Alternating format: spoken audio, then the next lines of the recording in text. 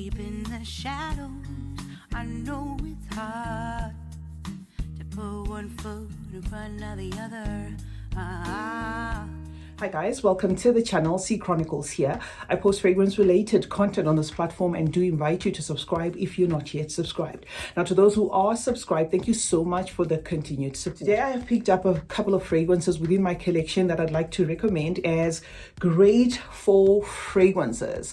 So if you love to wear fragrances by season, this video is going to be for you. The very first fragrance I want to talk about is this one, Salted Caramel. This was gifted to me by Fragrance World, and I have been searching the heck on the website to try and see if I can find this fragrance. So it does look like perhaps this is a new release. If it's not, then it has been rebottled, because they had one called Salt Caramel and this is Salted Caramel. The Salt Caramel was the one in a square. So I don't know guys, but this is from Fragrance World, and if you're looking for a ambery scent with that gourmand touch, that is what you're going to get from this particular fragrance, guys. It has that purple juice, but to the nose kind of vibes like a fragrance that should have been packaged in perhaps, let's say, vanilla looking juice.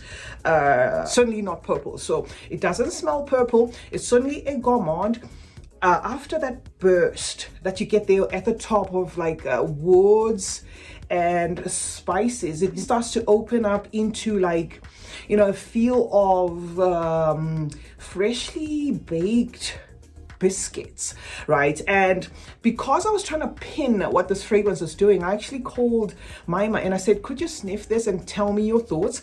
Because yes, it does have a salty feel about it. Yes, it has a caramel touch to it, but I was trying to see whether I could liken it to something that I already have in my collection. And I think she gave the best description when she said it kind of feels like a mixture of creamy biscuit by Paris Corner with Banana Bliss, you know, that sort of thing, as though it's like a mishmash of all those fragrances put together. But you know, besides having that description by Mima, I would say this is a fragrance you're probably gonna like if you like woody, salty fragrances, of course with that vivid caramel, drippy caramel feel about them. Certainly a fragrance that's gonna give you the foodie thing. It really does, you know, give me a biscuity thing in the background there, and that popcorn accord on a salty bed, and of course a sweetened caramel feel about it. So this is the first one, guys, I thought to drop there.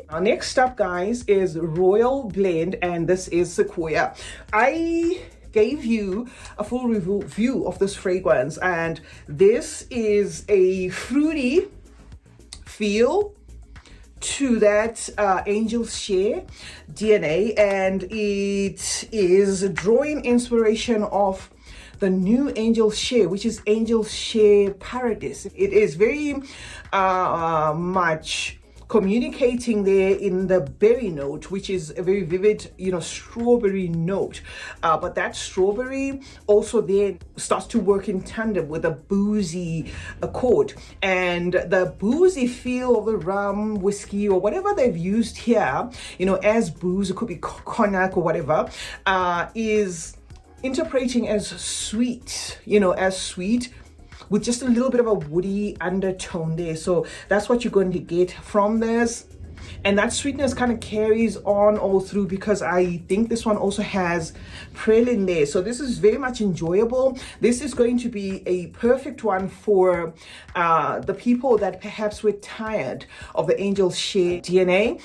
This is certainly not redundant. You know, it does have remnants of what you get from the Angel's Share DNA. It does interpret as warm, spicy, woody, and a lot fruity there, even a little bit jammy, you know, to some people. So this is the second recommendation, guys, is Royal Blend Sequoia from the House of French Avenue. The next up we have this, okay? I am going to give you a video comparing the three that I have in my collection, but I'm going to put an honorable mention of the fourth one that I don't have, because I have sniffed that fragrance and I know why I didn't buy it. So this is, let me just sprayed. I just showed you and I didn't tell you the name. Okay, this is of the Rabiat Prestige, and this is Mahd al dhahab.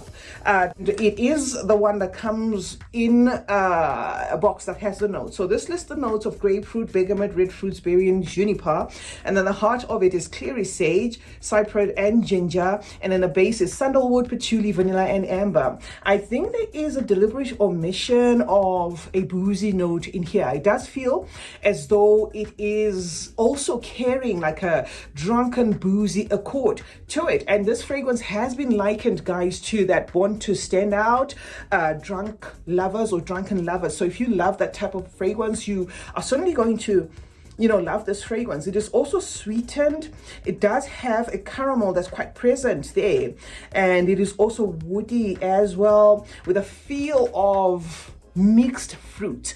Now, do take note, I'm not referencing this, okay? I am now going with my nose, in as much as I've given you the notes, right? That I do get like a mixed feel of resins, even dry fruit. It may also have some dates, and then a lot of spices included there, making it warm, woody, spicy, but an unmistakable boozy feel about it. And the woods, which they have put here as sandalwood, although I believe there's more than that, just the sandalwood. Okay, the woods in here are soft. So this is a beautiful fragrance, guys, something that you will definitely enjoy during the fall season. If you're looking for a warm, spicy, gentle, sweet, caramel forward, scent, unisex toned, and it also has a decent lasting power. This one, I absolutely enjoy it. And if my description kind of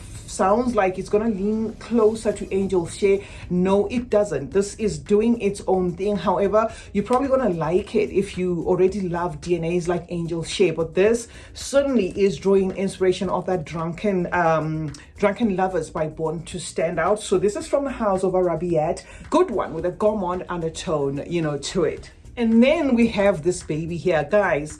This is a fragrance I'm gonna have my entire life, basically. I mean, look at the dent. Despite the fact that I bought this one years ago. Okay, this is Ameer al oudh. This is Ameer al oudh with an H, intense oud by the house of Latafa. This is the quintessential fragrance that you may want to include, in your fall selections, especially if you're looking for something woody, something vanillin, something spicy, something a little bit sweet but very smoky. And that's exactly what this delivers. It's a DNA that I sometimes feel like wearing and sometimes just don't feel like wearing, because it's borderline does a little bit too much. But why it's here, guys, is it's gorgeous for anybody who may like something that's smoky, a smoky undertone, that oudhy feel about it, spicy pink pepper, that sort of thing. It draws inspiration of Maison Margiela by the fireplace, and it's a good one. It's a good representation to that DNA. So this is also a great recommendation, guys, for this line. Now, the next one is none other than this one. I love this fragrance. I have raved about this fragrance. If you haven't put your nose on this fragrance, guys, please try to at least sniff it or get a decant of it. And I'm not affiliated to Swiss Arabian. I bought this one with my own money. This is Incense 01. And this, guys, this is one of those fragrances that has a tease of a lot of things going on. This is a story fragrance that you wear when you want something that's going to give you all sorts of pages. At one point, you are getting like a nutty, almondy thing, in this fragrance. And then at some point, you get a sort of like a dampened feel of a fig. And then after that, there's like a mossy thing about it. And overally, like to soothe and everything, it's got this dark chocolate to it and a piercing juniper. So this is a work of art. I absolutely love this fragrance. I think this could very well be a standalone, but of course there are going to be some fragrances on the market there that kind of vibe like it, where I would say if you love this, you're probably going to love that. Okay, I seen one Materia Premier, I think it's in Cave Swave, something like that, being compared to this. I haven't put my nose on that one, but for me to date, it still kind of stands like a standalone type of fragrance. So great one for fall. Also does have like an almond-ish undertone to it. Next up, guys, is going to be Petra. I am noticing that I've shown you maybe 3 boozy fragrances, or I'm about to show you a 3rd boozy one. I didn't go for boozy, fragrances in particular. It just so happens that now that I am showing you, most of the fragrances here do incorporate like a boozy accord, to them. This one draws inspiration of that Zerjov Quattropizi. This is a beautiful fragrance, guys. It has that note of rum, but the rum has a fruitiness to it, of that plum, a very ripened plum, and then there's a tease, of a creaminess there coming from the coconut. This, to know it, is to own it. If it starts off not doing what you want, give it a little bit of some time. It's an acquired style of a fragrance, but it's certainly a winner to me when it comes to the Lattafa fragrances. I got this as a decant, reviewed it as a decant, but still bought it in full size. That's how good it is. Has a creaminess to it there of the praline, as well as the coconut, and then a sweetened vanilla, but the whole presentation has a little bit of some booziness there with ripened plum. So love this one.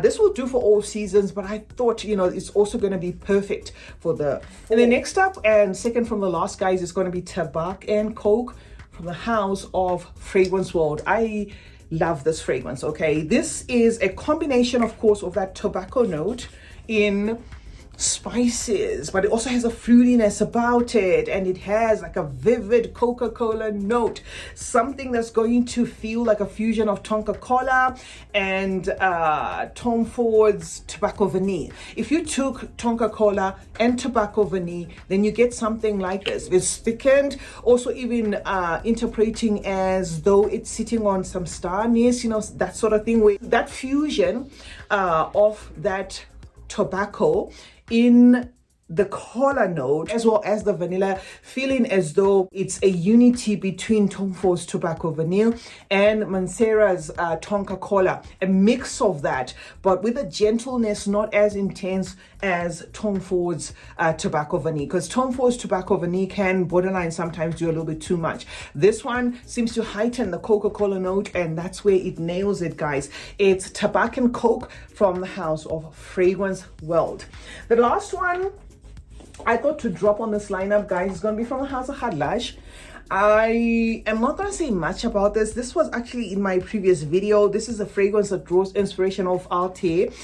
This is Vanilla Dunes. I just dropped it here because of how it fuses the note of vanilla in praline and spices, particularly, cinnamon and that embery feel about it. Soft woods, a perfect gourmand targeted for the gents, but women can certainly wear this if they like, what it's doing. There is something in here that feels like a chocolate thing. I didn't mention it in my previous video, so certainly one I thought to recommend here. It's called Vanilla Dunes from the house of Hadlash, and it's going to be the last one, guys, on this lineup. Thank you so much for watching, guys. Let me know what you're wearing during the fall season. Of course, you wear what you want to wear. We're not limited to. If you stuck around through to the end, please leave a blue heart. CeeChronicles is my name. Thank you so much for joining me today. Let's meet in the comment section where we discuss more about fragrances. Remember to turn on post notifications. That way you get to be notified anytime I upload a video. Like and share this one, and remember that smelling good is a form of good manners. Cheers.